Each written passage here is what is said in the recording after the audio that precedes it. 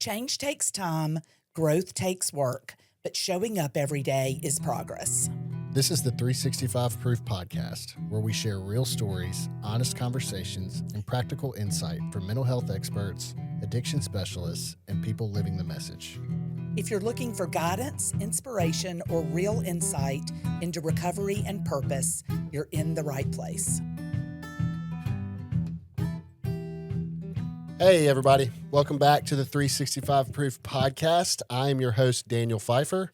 And I'm Courtney Milan, co-host. And we are here on a beautiful February morning with our guest, friend, and coworker, Victoria Hardy. Hello, glad to be here. Welcome to the pod, Victoria. So Victoria is one of our primary clinicians, as well as she runs our family program. She is a licensed marriage and family therapist. And another acronym we talked about earlier, I'm going to let her say that. I already forgot it. A certified family life educator. We just say CFLE for short. CFLE. I can remember that. Yep. CFLE. So Victoria and I have worked here at DW together for about 4 years, and we were just talking about all the changes we've seen. But one thing that has remained constant is families in dysfunction, addicts in dysfunction, in those relationships, and how we can help them help themselves put those back together. So, again, welcome, Victoria. Thanks so Welcome, much. V. Glad to be here. Yeah. So, like I said, Victoria runs our family program, which has changed quite a lot. She's doing a lot of really good things. She also sees clients one-on-one, runs groups as well. So there's a lot we want to cover. But first, we want to talk about you tell us the origin story of Victoria. And, you know, I'm curious to know what led you to this field and more specifically into marriage and family stuff. So let's do it. All right, all eyes on me. This is the thing we counselors avoid. Yes. We're like, let's not talk about ourselves. But here we are, so sweating a little bit. Like you said, I've got the degrees, the license, all the things. I didn't really know for a while what I wanted to do with my life and was just kind of figuring that out. There was a time where I used to want to be a teacher. If y'all could picture that, I'm sure you can. Totally see it. Yeah. Maybe a little elementary teacher, maybe work with special ed. Mm-hmm. But I think there was a part of me that was like, I don't want to be limited. Mm-hmm. I don't want to be stuck. I don't want it to be stuck. Mm-hmm. I know maybe you might relate to that. Absolutely. Oh yeah. So I wanted freedom and flexibility. And so I just remember thinking like, man, that's so cool if certain people feel called to be a third grade teacher for 35 plus years, but I don't want that. What if I get bored? So I stumbled in undergrad. I went to Louisiana Tech University. Anyway. Go Dogs. Yep. Very proud. And I stumbled upon family and child studies and just really found my passion. And there was more flexibility with that. Still didn't know what I was going to do with that degree, but I just knew it was kind of like the next right step for me. And I think really that's been my story all along of like, all right, I don't know where this is going. I'm just going to take the next right step. So long story short, I took an advanced interpersonal relations class by Dr. Amy Yates, and she is one of the reasons why I'm in this field today. She was hilarious and fun, and she was so human. Like, that's truly the essence of it. She was so human, and I loved that class. Basically, that class was like a mock therapy class, and she was an LMFT as well. She had her PhD. She was an LMFT. Okay.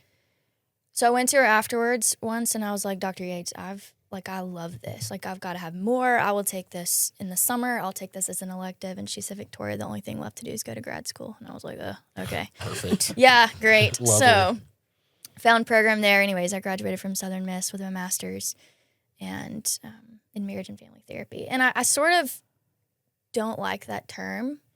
I kind of wish it wasn't called that because I think it's kind of limiting. I think people hear that and they're like, oh, well, you only do Couples. Yep. Yeah. You only do marriage counseling, and obviously that's not true. Y'all see that I work in the field of addiction and recovery, and we work with a lot with trauma. I think what it means, if I could describe it, I think the difference is we're trained in systems. So that's my jam. Yeah. That makes sense. Yes. I think about the baby mobile, like one part of it rocks and the whole thing shakes. I know I say that a lot, but it works. So, yeah, so that's how I ended up here, and I think at DW specifically, and y'all tell me if I'm just on a runaway No, train. you're running the right way. Okay, good. I'll keep running until you slow me down. But I think so. That's how I ended up in the field. But I think in defining wellness specifically, this place I believe addresses holistic health, and that matters to me.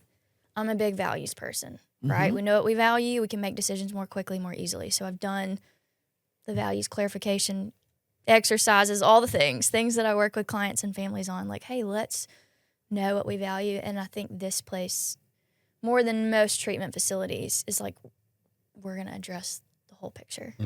Mind, body, soul. Because it's silly. It's silly to just address one thing. Right. So. Anyways, I'll pause there. Wow. Okay, so I agree with everything you just said, and I love how nerdy you are. Yeah. I mean, I accept it. I can relate to the nerdiness of in the passion of what you do. So I really appreciate that. And I mean, I knew that about you before we got here, but to see it now is pretty awesome. In real time. Yeah. You're like, she is an authentic nerd. Yeah, for sure. She's a nerd on and off the pod. Right. No, I love For it. sure. So Southern Miss. Okay, let me That's ask a lot you. of schooling. Oh, Yeah, let's talk about school much. because That's there's probably a lot of hard. people who want to, pursue a certain career path. I think you describing what that acronym really means is important for a lot of people as well because, for the average Joe that doesn't work in our field, absolutely, it's like, oh, you do couples counseling. Right. That's it. Like, hey, I'm getting divorced. Let's find an LMFT. Right. right. Or premarital stuff. Yeah, which like of course you can help with, but that you're not boxed into that. But I want to go back to the school thing. How much of your school, which sounds like it was a lot, we know that, was there ever an addictions course? I'm just curious. Okay. Addictions and trauma. Addictions and trauma. Okay. I wish there would have been more, but there was some. That was my question because I would hope that now, years later, that surely the educational system has progressed a little bit as far as that goes with everything that's going on around us. Was it just a small portion or was it accurate? It's been a while, so I'm like trying to remember if it was a whole semester or class. Sometimes grad school is just survival. Yeah, Right. of course. But we did get some exposure to addictions and trauma and things like that. And then my internship site was, it was at a treatment facility. Okay. Yeah. So That was my next question because I know you've got to do your internship and all that good stuff. So you were exposed to it oh yeah, before you got here. our first semester, and again, I can only speak from my experience. Y'all know that, Right? Like, people come in and have different experiences. Some people do online courses. Mine was real deal, full 2 years in person, not playing around. Yeah. It was, and I'm not knocking. It's just different. Yeah. Yeah. But like my first semester of grad school, one of our requirements was to go to an AA meeting and to go to an Al-Anon meeting. How great is that? Wonderful. Yeah. They were like, yeah, you've got to go experience what this is like. And That's we needed awesome. to. Yeah. Yeah, absolutely. And so when you got here, I'm a firm believer that the real learning doesn't start until you start working in treatment because, you can learn all the psychoeducational disease stuff you want. Right. When you get into the action, that's when it really starts to happen. Oh, yeah. Jumping into the fire. Yes. And it's cool. We're throwing you to the wolves. Yeah. The path of a clinician from what I've seen here is, you do your internship, you're provisionally licensed, and then you get licensed, and then you're like, peace out. What about with you being fully licensed, and of course we don't know what the future holds for any of us. We don't know what's going to happen this afternoon, but what about treatment, DW specifically, has, now that you're fully licensed, has kind of kept you? I know the holisticness and you've grown here. We talked about change that comes with working in treatment and how that's helped you grow in your personal life. I can totally relate to that. What about it has kept you here? Because it is insane. Well, okay, so yeah, now that you've addressed that, I'm like, Yeah. how honest do we get on this podcast? Yes. We're raw. Yes. Yeah. So my post-grad supervisor so lovingly put it to me one time. He was like, oh, you realize why you thrive in that environment, right? Mm-hmm. He said, because the nature of inpatient is chaotic and it feels like coming home. Yeah. So it's just like gifts of the family. I love you, mom and dad, if you watch this, right? But it's just like the intensity, the family rules, the family system. I mean, families impact more than we think. And so I think we laughed about it, but he was right. Like, I think I can just kind of sort of thrive in a little bit of a chaotic environment. Yeah. I've never thought about that. I mean, I've worked in the field for a long time. I started at 24 and I grew up at Copac. Yeah. That's how I became an adult. And I was like, this is the greatest place ever. Like, chaos. Yes. That's There's hilarious. some of that. I mean, we joke, but we're like, Yeah. we laugh on the porch as a staff. We'll be out there eating lunch and we're like, hey, we know some of the unhealthiest people are professionals in this field, until we have to come face to face with that. Right. We have a saying like, don't see a therapist, it's not seeing a therapist, or at least work in some kind of program, doing their own personal growth work. Yeah, for sure. Let's talk families. So I saw a post the other day from a guy who is very well respected in our industry. He's been around for a very long time. He's the real deal. Nice. And I want us to talk about the differences in treatment. We've talked about that on a couple other episodes, and family programs in an average length of stay of 45 days, family programs in a year-long program obviously look very different. But like one common theme that this guy posted about was like, he's like, we treat families. Yeah. We treat families. And so I resonated with that. And, my personal experience being a long-term gender-specific guy, I went to St. Christopher's in Baton Rouge, 90 days, 23 years old. Yeah. The family work started on day one. And in 90 days gives you a quite the runway to do some good family work. And then I got sober at Prescott House. That was 6 months. Right. So that's, double the runway, right? Right. And good family work saved my life. I believe it. On the even pre-treatment, working with my family was working with some local interventionists that we know very well, and some therapists who knew me before I knew them, which is very interesting. Yeah, because they're all colleagues now, which is bizarre. But God has a sense of humor for sure. Absolutely. But that message, I read it like 5 times. I was like, what does that mean? What does that mean? And then it made sense. It makes sense. And so with us, we'll get into the length of stay thing and the differences in a second, right? But what do you see with a family? What do you see with a client? What are you seeing? What do the disconnects look like? Where are you able to see progress? And then I do want to get into some success stories in a little bit too. But for people that are listening, that are family members of a loved one, they're scared to ask for help. Sure. They don't know who to call. They don't know what the experience is like in treatment, after treatment. They don't. Some of them do, right? Because they've been through it. But a lot of people have no idea. And some of them think they're not the problem. Yeah, that's true. They're a major part of it. Yeah, that's a fact. So anyway, I'm rambling a little bit, but it's okay. Let's get into that a little bit. We're cut from the same cloth. Yeah. Yeah, I think, I'm passionate about families, if y'all can't tell, because it matters. I mean, it matters. If we, again, I'm not trying to sound preachy, but if we want to take a spiritual lens, if we want to go back to the garden, go back to the beginning, I mean, the first, when we look at the fall of man, right, what happened? It was families being pulled apart, right? It was sort of this destruction within the family system, the family unit. And so I think my life's work is to say, how can we restore that to the best of our ability in a healthy capacity? But that looks different for different people in different seasons. Like, kind of how my first therapist told me, sometimes it gets worse before it gets better, but it can get better. And so there's so many, I mean, goodness, just when you ask all that, Daniel, like there's so many routes we could take. But families are important. They matter. I think, so my lovely Dr. Amy Yates that I referred to earlier, one of the reasons why I'm in this field, I remember her saying so many years ago, it's like, we'll use the fish tank example, right? If we have a sick fish in his little dirty fish tank and we take him out, we put him in clean fresh water, we get him healthy and well, but we put him back in a dirty fish tank. What's going to happen, right? Mm-hmm.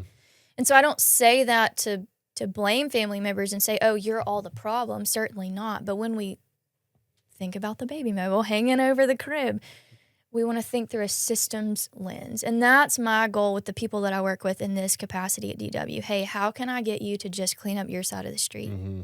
We can't change others. We know that. But some of us have nearly died trying, right? Absolutely. But we can influence change in the system, right? And I think there's a lot of power in that. So, I came prepared. I have a quote. Are y'all ready for it? Ready? I got to Yes. cheat. Let me go. Yeah, hit us, pull it up. Hit us with the quote. But I think this sets the tone. I mean, I laugh, but this is good stuff. So Virginia Satir, she was one of my favorites to learn about. She was sort of a pioneer in the field of family therapy. So she said, "It is now clear to me that the family is a microcosm of the world. To understand the world, we can study the family. Issues such as power, intimacy, autonomy, trust, and communication skills are vital parts underlying how we live in the world. To change the world is to change the family." Love that. Right? Yeah. Like there's a lot there, but think about that. We can study the family issues such as power, intimacy, autonomy. Think about how many people get in a power struggle. Think about like young folks in addiction, the teenage, maybe they're experimenting, right? But we have to have some autonomy, but also healthy limits. You know, trust. Think about the betrayal of trust that happens within the family when it comes to the world of addiction. Communication skills. Like, I just think it's good stuff. To change the world is to really change the family. That's really good. Thank you for sharing that. Absolutely. I couldn't agree with it more. I mean, like I said, power, trust, all of it. And, you know, we were talking about Sarah, a friend of ours, spoke on to the families that you work with. For the loved ones that are at DW, you know, big T's, little T's, pitting people against, you know, I mean, I was a pro until I wasn't, right? Right. You know, I would pit mom versus dad, you know, whatever I could do to get to where I needed to go or where I wanted to go, I should say. Like a means to an end. Yeah, absolutely. And I'm in survival mode. Yeah. I'm saying that I need this to get through the day. I mean, right? Is that right? Yeah, 100%. So I'll do whatever it takes. Yeah. Even if it's causing chaos. For sure. Yeah. And so with that, I mean, there are looking, you know, about 8 years later, looking at the relationships that I have now with my own family, just speaking from my own experience, I'm not trying to I know Daniel making it all about you, but I just, I like this. I think, man, especially for like, you know, y'all know, I love to help anybody and everybody, ages, whatever, but like, I really love to help a guy that's just like I was, you know, just a young failure to launch kid who can't stand being in his own skin, whose parents are throwing money at this and that. And, you know, they've got their own stuff and they've got, you know, it's the siblings. That is my jam. You see your story in that, That right? is me. Yeah. That is me. I mean, I have helped a few young men in the local community get to some places around the country the last 6 weeks. And I'm like sprinting inside of that house to go meet with that family. And I'm not even a certified interventionist. You know, I get there, I'm like, hey, I'm here to represent recovery, and that's it. Yeah. Experience, I've strength, been and where hope. you are. My sister's been where you are. My mom and dad have been in the same chairs y'all are in. Right. Yes. Yeah. And so Sit down and this listen. is how this. This is how this works. Right. But all that to say, there's so much damage, and it takes time. Right. You know, I would imagine that with some of the families you work with, they just want to see the results fast. They're like, oh, Christmas is in 60 days. He gets out of defining wellness. Yes. He's coming home and he's going to be a new person. Yeah. You know, so And I don't caroling. fault them for that. I don't blame them for that desperate desire of, I want things to be better. Things are not okay the way they are. But we had, this is funny, I'm in the room with two Daniels. I mean, I guess they can't see you, Daniel, but shout out Daniel. Shout out Daniel, working so hard behind the scenes. I don't even remember Daniel, I can't pronounce his last name, but we called him Dan the Family Man. And he came in and Perzanowski or yeah.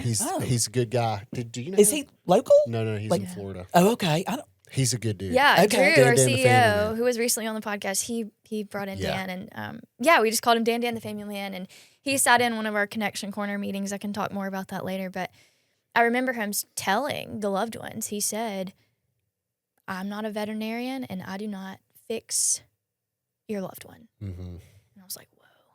Like, some people need to hear that, but they do. I think a lot of times folks want their adult child, their spouse, their whoever to come into treatment and then, oh, well, y'all are going to fix them, right? Yeah. No, we have to have some hard conversations. That's just not how this works. Right. And then furthermore, let's talk about the brain a little bit. Yeah. Clients don't like when I say this to them, but it takes time. I say, hey, it did not take you 10, 15, probably even 30, 60, or 90 days to get to the point that you were at in active addiction. Mm-hmm. It is so silly and unrealistic to think it's going to take that amount of time to undo it. Yeah, totally agree. That's just not how it works. Mm-hmm.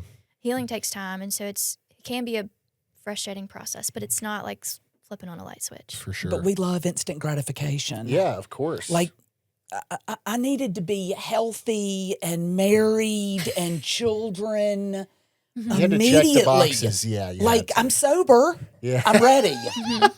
You know, like, I don't get it. Yes. Why isn't, where are the miracles? But I'm glad you shared that, Courtney, because I think we talk a lot here about the difference between physical sobriety and emotional sobriety. Mm-hmm. I didn't have a clue. Yeah. Oh, for sure. Yeah. I mean, some days I'm still not emotionally sober. I mean, like, look, and anybody who's watching this that's in recovery, if you say you're emotionally sober every day, good for you. Exactly. Teach me your ways. Soldier on. But guess what? I've worked with people like Victoria, and I have worked with, other therapists, and I have a community, and I have accountabilities, and I have a tool set so that when I do wake up on the wrong side of the bed and I'm not taking care of myself, I can have my, enough self-awareness to say, I'm restless, irritable, and discontent. Mm-hmm. Right. I should probably go to a meeting or call Exactly. my sponsor or whatever. So that's another fallacy. Yes. Is that this just stops and then and then even let's take time out of the equation. Yeah. I'm fixed. So like, in a year I'll be fixed. Right. Brother, no. No. Like still learning. Yeah. So this is a forever thing and it does get easier. Mm-hmm. But and then your life gets better and then you get more responsibilities and then bad things happen. That's right. And Exactly. so if you're not prepared for that, we're getting down the road with this. I say all this to say, I think that the codependency that comes along with family members is probably like numero uno. We talked about that earlier. Mm-hmm. I still struggle with codependency to this day. Sure. I remember that episode. Yeah. There you It's go. like, same. Yeah. Addiction comes in all forms, Yeah, people. for sure. Right, for sure. But with families, what's the consistent messaging you get from a family member in regard to a loved one who let's use wants to leave treatment, because there hasn't been a client who's walked through this door who hasn't wanted to leave at one point, and that's in treatment centers all over the country. Yeah. Obviously we want to hold the line with them, and then you've got the client who's like, well, of course they want me to stay. They just want to make money, or they start throwing, they start staff splitting and all this stuff. How do you handle a family member in that situation? So I want to answer that question, but I want to put a pin in it because I know that we're fast-paced people, and I want us to slow down and go back to something. Okay. What you said earlier is exactly what we teach families. So when you were sharing about what you do in your life of sobriety, but when like, hey, I'm just not doing great.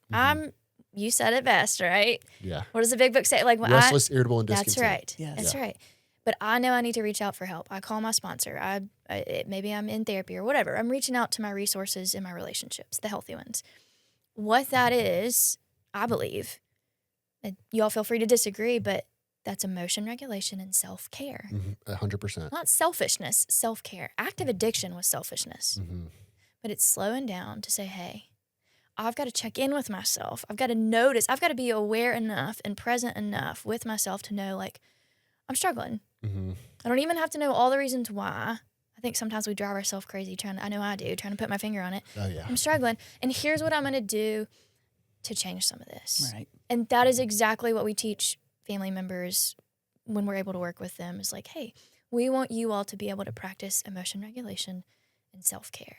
And I think sometimes if we're all doing that, we just want to sort of, yes, we said healing takes time, but we also kind of want to speed up the healing process if we're all doing our own work. If we're not so consumed with trying to put out fires or trying to control one another or finger point or blame or the hiding. Y'all know how it goes, right? But I just wanted to go back and say kudos. That's what it is. It's emotion regulation and self-care. And sometimes it's hard. Yeah. Oh, because a lot of times it's hard. You know, sometimes we enjoy it in a sick way. You know, in that, and it's true. Oh, 100%. That's the truth. It's comfortable. Yes. And I don't like to be uncomfortable. Right. 100%.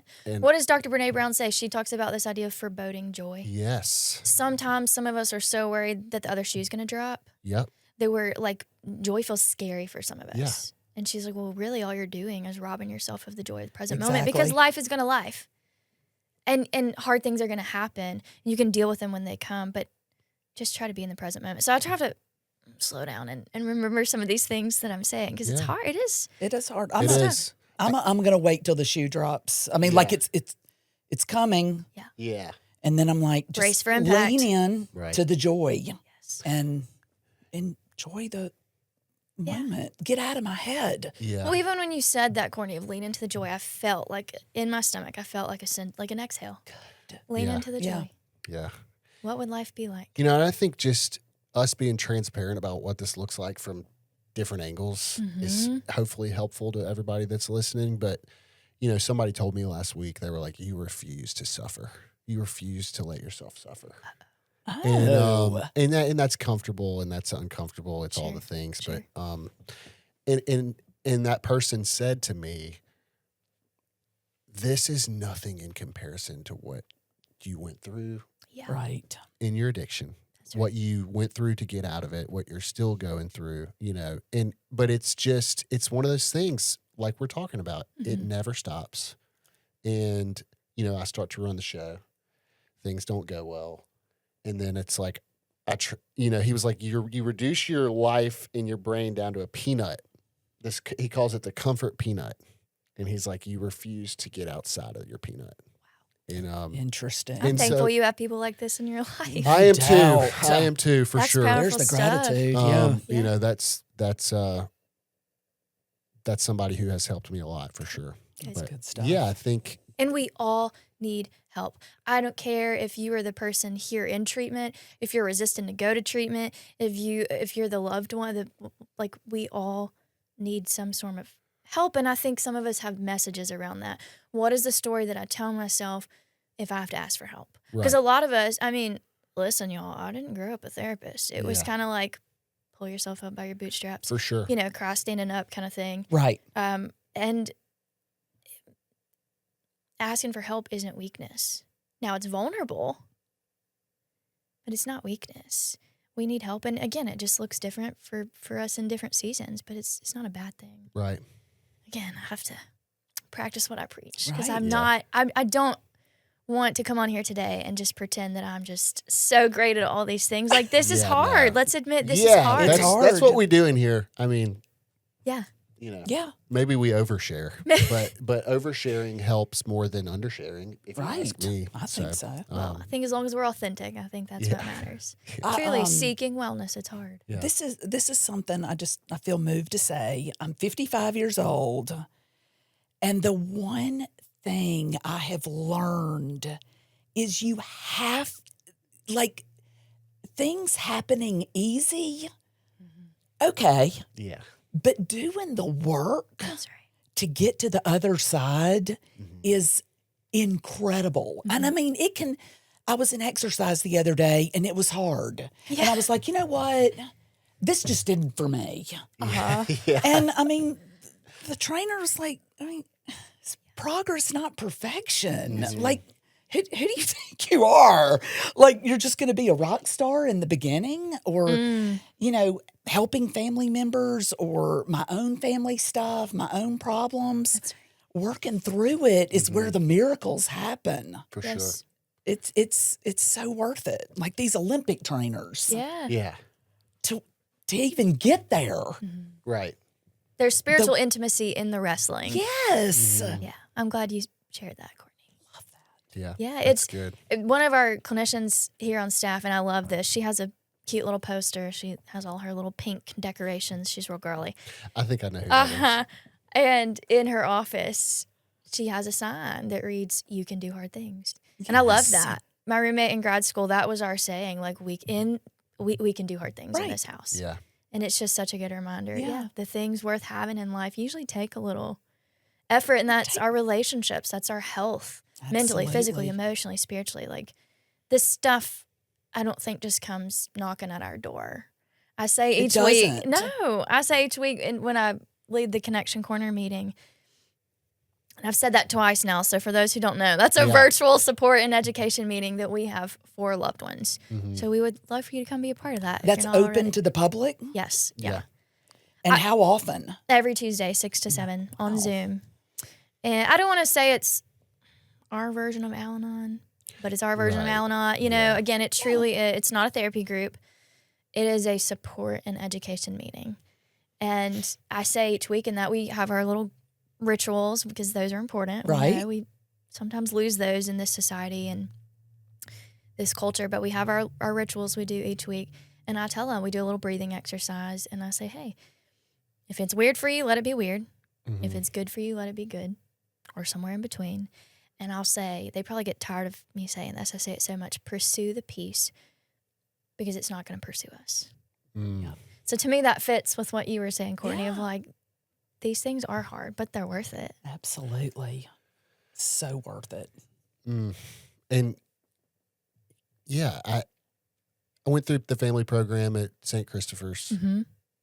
My parents still talk to two families they went through that family. Really. program with. Yeah. Mm-hmm. That was almost 10 years ago. There's a connection, a bond. Yeah. And yeah. you're still in a core group Oh, yeah. with your With my boys. OGs. Yeah, with the OGs. Yeah. Love it. That's great. But I think, like, for anyone listening, get uncomfortable. Yes. It's And- worth it. And, you know, I think that there's fear of obviously asking for help, but there's fear of vulnerability. Oh, And, that terrifies us. you know, there are a lot of people that are running away from a lot of stuff out there. Sure. And you it don't can have to do it alone. yeah. I mean, you don't even have, you know, just get on and listen. Yeah. If you want to. Exactly. That's right. Yeah. And that's what I say on the meetings, the Connection Corner meetings. It's not a requirement to talk. It's not even really a requirement to show your face. I think it makes for a better meeting when there's Sure. more Of course. interaction. But I tell them, like, folks, I have sat in on several meetings in my life that I haven't facilitated, and I didn't speak up or show my face. Yeah. I just couldn't. I wasn't in the place to. Yeah. But just come where you can. I still hear a lot of that today. I don't want to talk. Sure. Okay. That's okay. That's fine.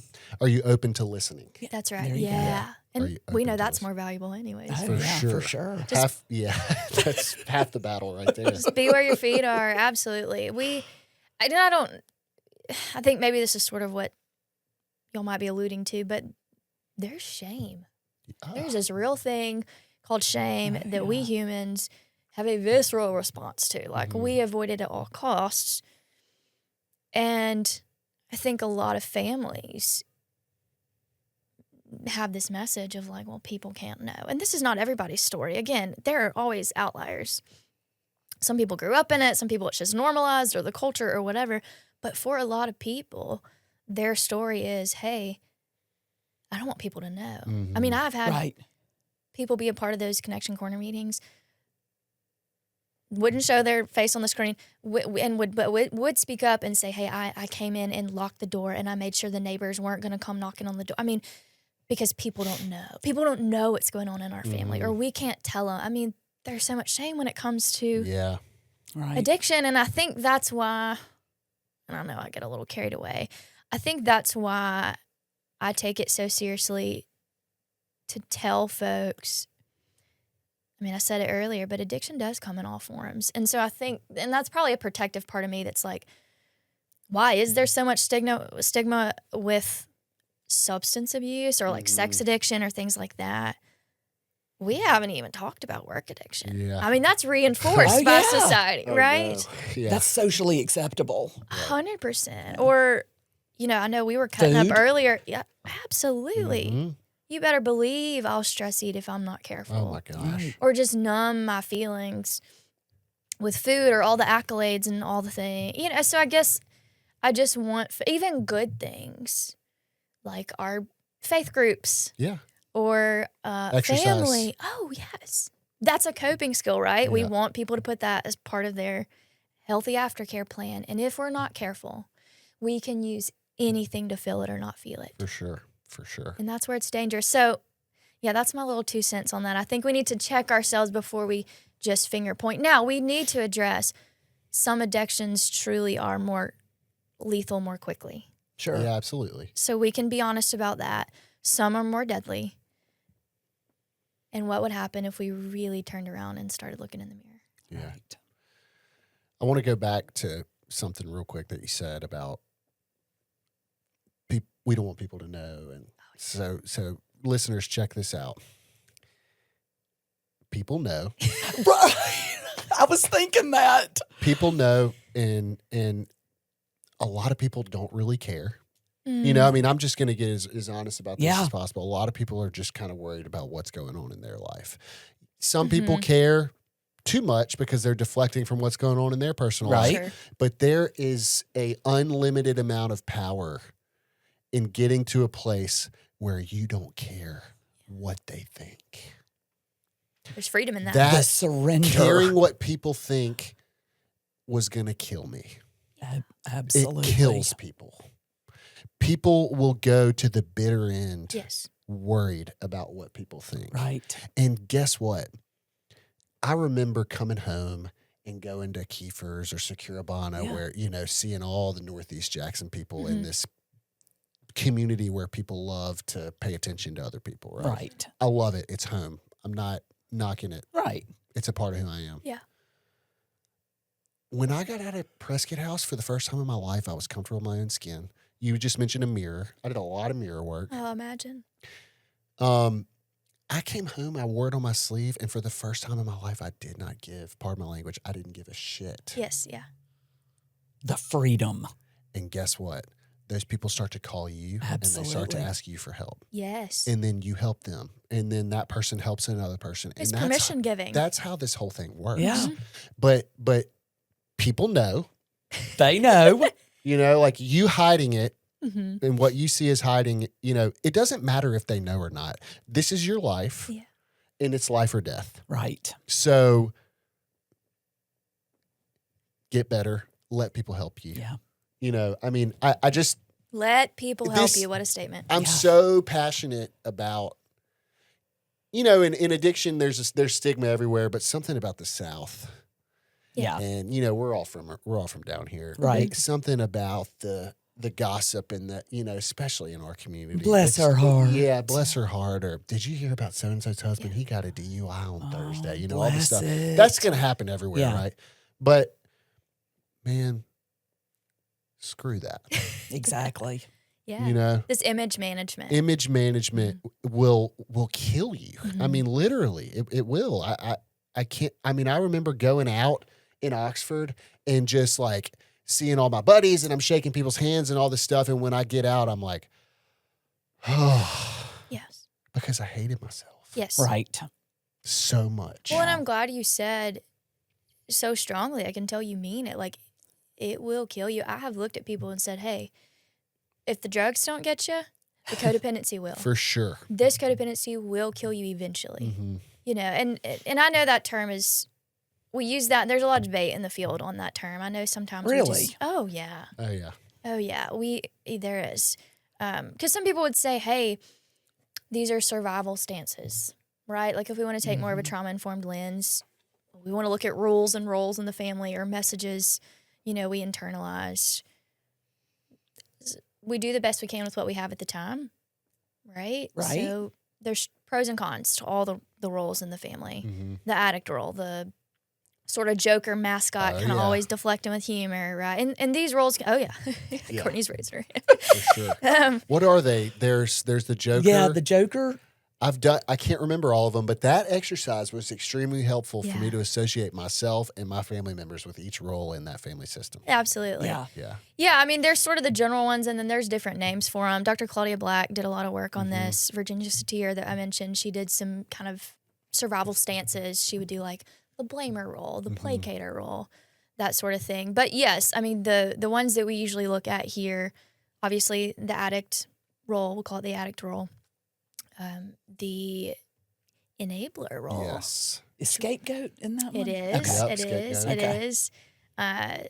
Kind of this rebellious. The rebel, yeah. And then, of course, like I mentioned, the mascot, clown or joker, just Right. sort of wants to ease the anxiety in the room, and so they deflect with humor. And y'all know them, right? Oh, yeah. Sometimes we are them, right? Oh, yes. Absolutely. So, and it's just survival tactics. But I think that word codependency would fall under the enabler role. Yes, for sure. Right? And not always. There can be some differences, but just this idea of like,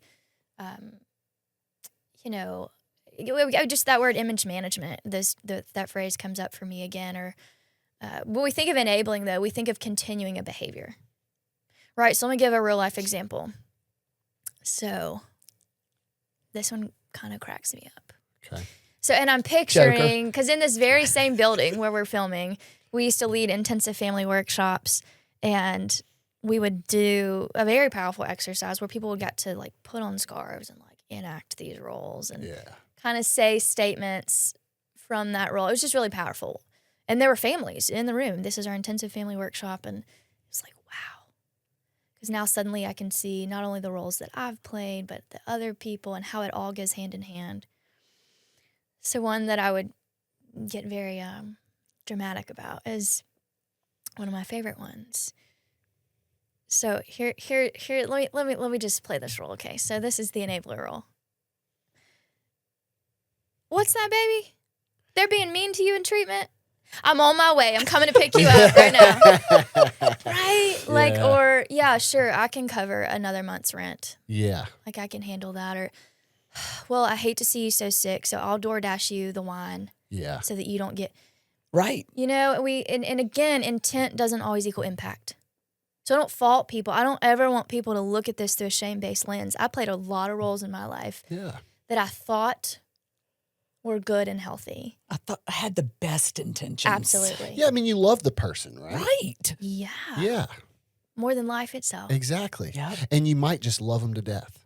if we're not careful. Mm-hmm. I mean, If Yeah. we're not careful. Absolutely. Yeah. So, yeah, I think there's freedom. I know that word's been used a few times, but freedom in the fact that we can admit these are just roles. They don't have to be our identity. there you go. I can pause regardless of where I'm at in the family system, and I can say, hey, is this working anymore? Yeah. Do I want to step out of this role? Because I can. Mm-hmm. I can. I can look at other people who I sort of want to emulate that. Like, I can surround myself with healthier folks. You know, I can start clarifying my values, and I can make some changes. Like, it's possible. Yeah. Change is possible. And, course. as far as enabling, you don't have to cut the person off like amputation.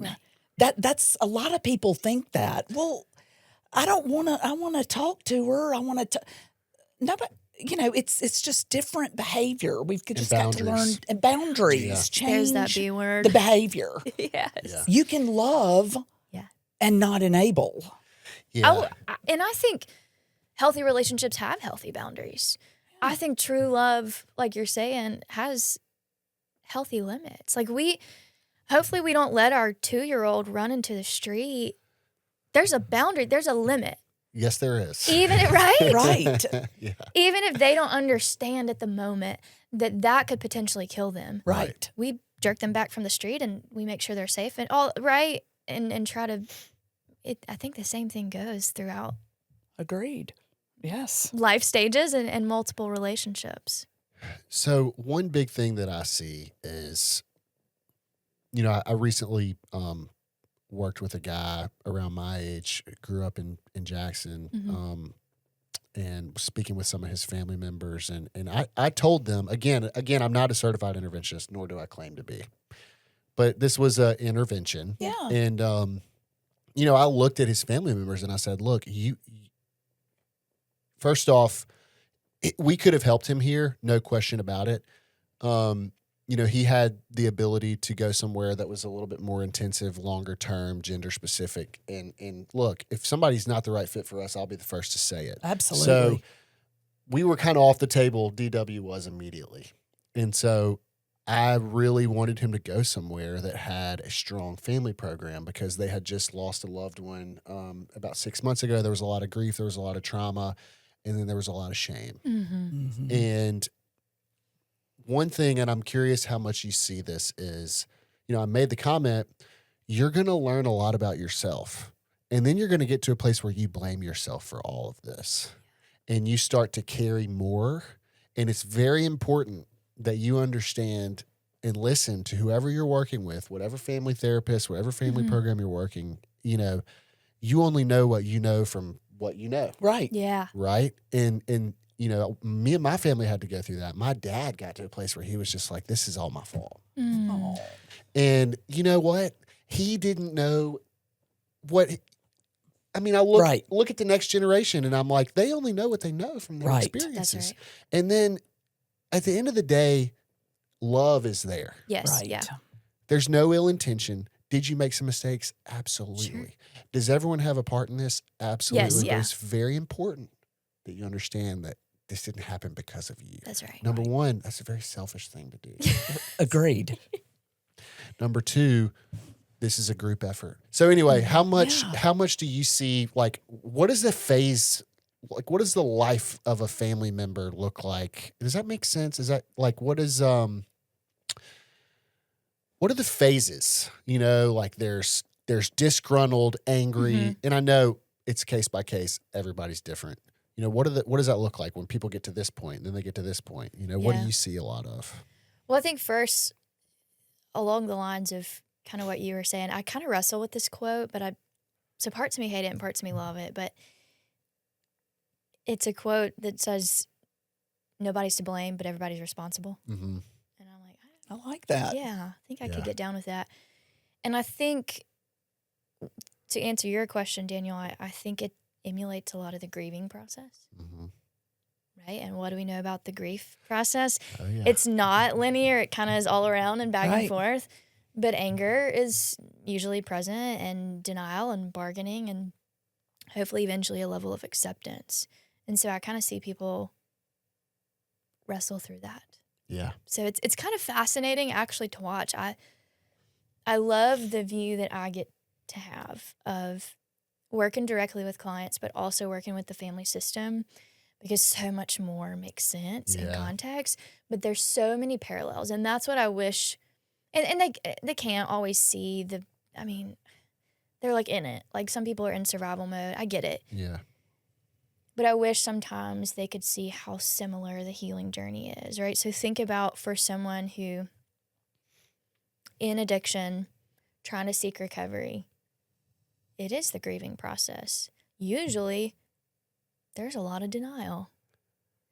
Eventually, acceptance is the answer to all of our problems. Right. Right? The same thing is true. I see this exact same process with families a lot of times. There's often a lot of denial. I can't accept that my son or daughter or spouse or whoever that this is going on. I can't admit that. So there's denial. Eventually, often there's acceptance. So it's just cool to see how there's overlap. Yeah, for sure. For sure. Yeah. I mean, I can remember when I was at Prescott House for 6 months, like my family was doing their own work. Yeah. They were doing work with Prescott House, but then they had some outside work. Yeah. And they were Al-Anon, and they had them. they did the whole thing. It was a nightmare for me. Of course. Right. But You're like, now they know. But I can remember calling them, like, it was like every month they were different. And it was very obvious that they were going through the phase. And I love how you related it to like the grief recovery process. I could tell they were getting better. Yeah. And I was like, man, I'm out of tricks. Yep. I can't manipulate them anymore. Like, I remember one day I was like, I'm leaving. So I'm going to walk. Mm-hmm. And they were like, Okay. good luck, dude. We'll see you later. So I ended up, funny story, I ended up leaving with my bags and walking like down the street and like sitting on this like restaurant porch with my luggage, and no one would answer my phone calls. Yeah. I walked back up to treatment, and all my buddies were smoking cigarettes at the cigarette hut, and they were just like, they all had bets on how fast it would take for me to come back. But like, you know, my family got better on their own, separate from me and with me. Mm-hmm. And so I think like there is overlap too with that. But yeah, it is fascinating. Fascinating is the word. Yeah. Mm-hmm. My mother randomly brought up the other day, I don't even know what we were talking about, but she was like, I told Courtney I was going to Al-Anon, and she screamed, "What?" She goes, she was stroke level. Yeah. And I went, you damn right I was. Are you about to start setting some boundaries? That's funny. Yeah, we don't like when people set boundaries with us. No. Nobody, I don't know many people that because for so, and we have this phrase too, like to a certain degree, we teach people how to treat us. Right. Yep. Sometimes we're just having to reteach people, and that can be a frustrating process. So again, let's talk family systems, right? Families can function even in dysfunction. There's still equilibrium there. Mm-hmm. So when change happens in the family system, for better or for worse, it takes a second to recalibrate and get back to equilibrium. But with consistency, that can happen. It's just like going back to our little kids. Like, kids need consistency. Right. Yeah, definitely.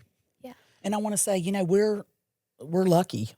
Extremely. We're blessed that our loved ones cared enough Yes. Extremely. to walk through the pain, Yeah. shame, all of it. I'm just glad I had one more chance. Exactly. Yeah. Well, and I'm glad y'all said that, because it's certainly, again, we can't make blanket statements in here. It's not everybody's story. Right. There are some people that are like, I'm done. Yeah. They have burned their bridge. Like, And I can't. understand that. I'm not in the place anymore. Like, don't call me with treatment updates. Yeah. And then you have some that are a little over involved. Of course. Probably need Right. to tone it down. It won't let their adult children be adult children. Let them grow up. Right. Please. That's my message today. Let them grow up healthily. Right. But yeah, just not everybody has. And some people have loved ones that are in active addiction themselves. That's and we right. want to talk about trauma bonds, Yeah. right? Yeah. Man, the stories I've heard where that was people's situation, right? Like that was their form of connection. Right. Getting Used high together. with their loved one, Yes. getting drunk with their dad, right? Yeah. And so there's just a lot when it comes to the family system and It's so healing. much. Yeah. It's so much. I mean, we're sitting here talking about our experiences. As a clinician, when you have somebody who's burned all those bridges, but they yearn to build them back, we have a lot of those people here. Mhm. Yeah. We treat an insurance dependent population, entirely Mhm. insurance dependent population, and a lot of these folks have been in and out of institutions, and a lot of them have burned every bridge imaginable years ago. Yeah. So when I hear, that we've reconnected family members, I know we have a client here right now who we've reconnected with his sister for the first time in 15 years. Wow. Yeah. I can't speak from that lens, Mhm. right? So I want that to be clear. I can't imagine that. Mhm.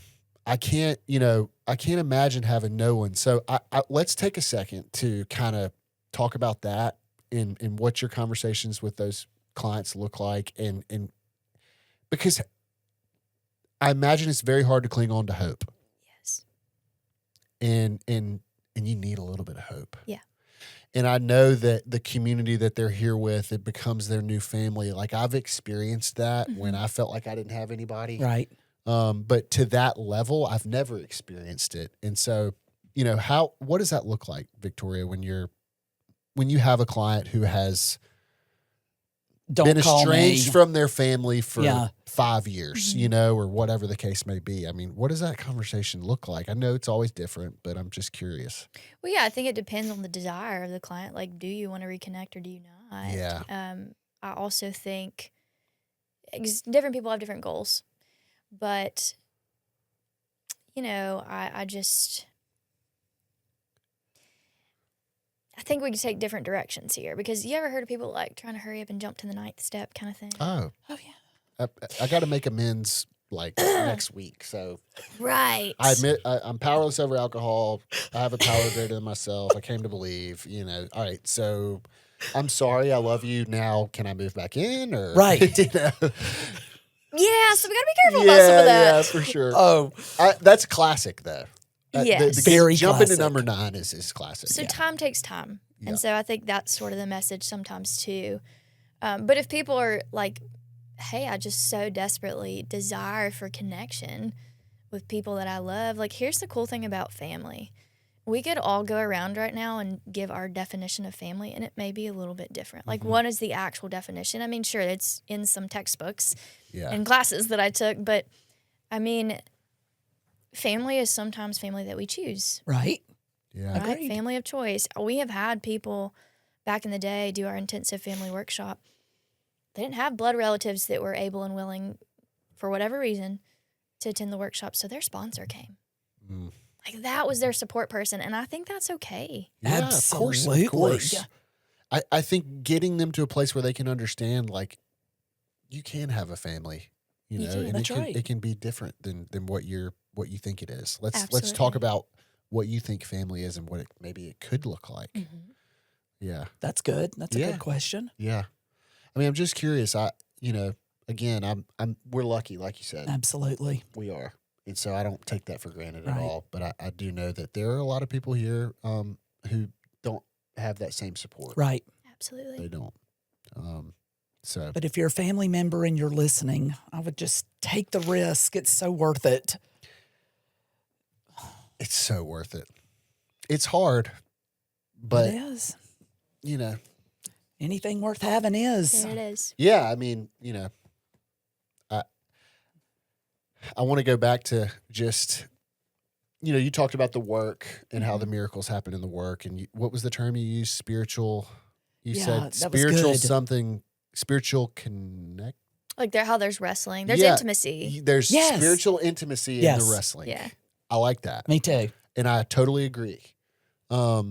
So yeah, Courtney, like you said, I mean, anybody who's listening, who's struggling or has a loved one that's struggling, you know, there are a lot of resources out there. For sure. So like, More than they And they're might not realize. expensive. Yeah. Some are free. so, and that brings us to this. So obviously we've talked about what we do here, and, Right. and there are other programs that have much more intensive family Mhm. programs than we do. And we understand that. And we're not built for that. Right. But Yet. Yet. there you go. Yet. I like that. You know, we talked about Neely earlier. Neely's been on the podcast. Yes. Let's talk about how we've kind of collaborated with them. What does that look like with the Family Recovery Collective? I mean, to be able to have access to all that stuff Yes.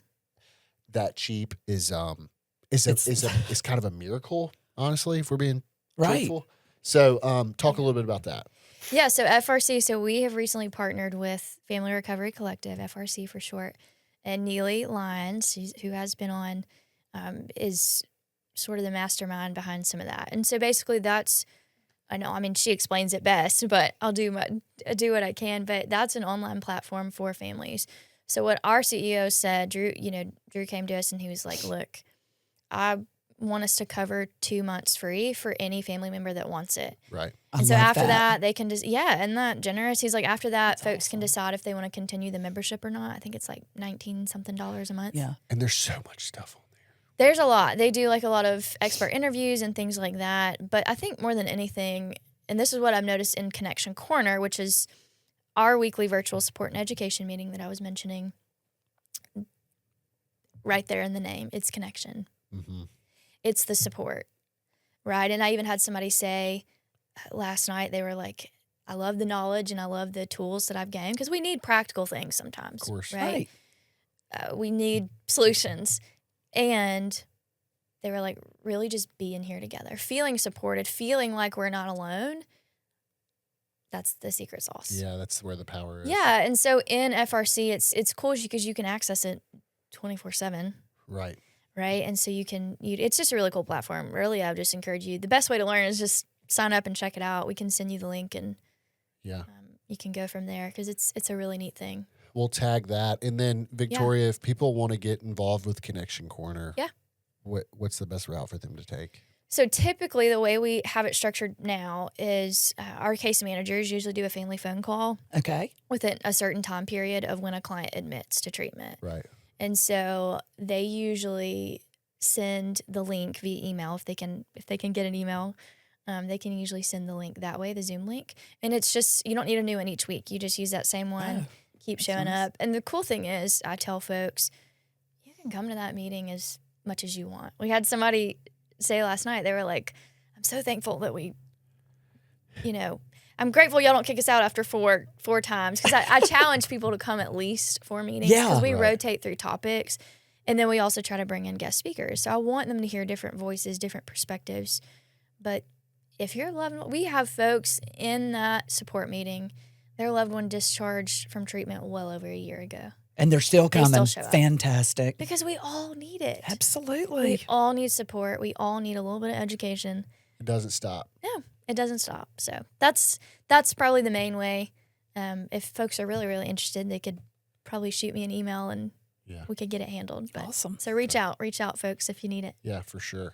Al-Anon, Nar-Anon, too. Yeah, there you go. I mean, and guess how Great much that programs. costs? $0. $0, right? Absolutely. Just help put money in the basket. And there are in-person Al-Anon and Nar-Anon meetings. There's virtual meetings. So there's resources. Yep. Yeah, for sure. There are. I think that, I always try to wrap up and say, because we talk about heavy stuff in here. Yes. And it gets dark. Right. And, we need to cling to the hope. There is help. There is. It never stops. You don't have to do it alone. It's common. No matter who we speak with, that message is consistent across the board. That's right. There's no doubt about that. And then one final question. Yes. Which we can. I'm excited about this. Yeah. Victoria and I both are very open to giving and receiving feedback. And we've worked together for a long time. And so she asked me, I guess this is probably a few weeks ago. She was like, "Hey, are you open to feedback?" And I'm like, "Yeah." And I love it. Hit me with it. And I think she had listened to Neely's episode maybe. And so. I've listened to all of them except the most recent one that just came out. Okay. Well, she was like, "Are you open to feedback?" I said, "Yeah." She's like, "I feel like you need like I don't know if you use the word tagline or like you need a question that you ask all of your guests." And so we kind of played around with it and it came to this: how do you take care of yourself? So I'm excited to ask you that, and we can thank Victoria for helping us implement. I love that. Because it's important to know, because Yeah. doing this work is a lot. Oh. Yeah. And we have to take care of ourselves if we want to take care of other people. So, Victoria, how do you take care of yourself? How do you define your own wellness? Right now, so it changes in different seasons. Right now, I would say, so I kind of have a challenge going on with a client that I'm working with, and because I had gotten out of this habit, this routine, but every day I am writing down 3 things that I'm grateful for because that is simple and it's doable. It's practical, and it helps me have perspective, and not in like a, everything's going to be great. And I mean, like, we have to admit the hard stuff too. Yeah. Right. But that's how I'm taking care of myself. 3 things every single day. I write it in my planner. Here's what I'm thankful for. So that, and I try to get some movement. I try to strength train at least 2 times a week because movement is medicine. Medicine is movement. Fact. Right. Yep. Sunshine's been coming out lately too. That's been a big one for me. I am ready for just spring. Stare at the sun. Yes, me too. I'm so glad you didn't go the teaching route. I know. I am too. You would have been great you. at it. Yeah. Oh, It of still course. comes out every now and then, which is cool. That's cool about this job. I'm able to sort of satisfy that, but also lean into other things. So, and I'm grateful for this place because it's taught me so lucky much. to have you. It's a special place. It is. Yeah, it really is. It is. All right. Well, y'all got anything else? Oh, And I Thank you, V. think that's everything for me. Thank you all for having me. You're a natural, just like we said. She is. Honored to be here. All right, everybody. Thanks for listening. If you need help, reach out. Reach out. We'll catch you next time. Thank you. Thank you.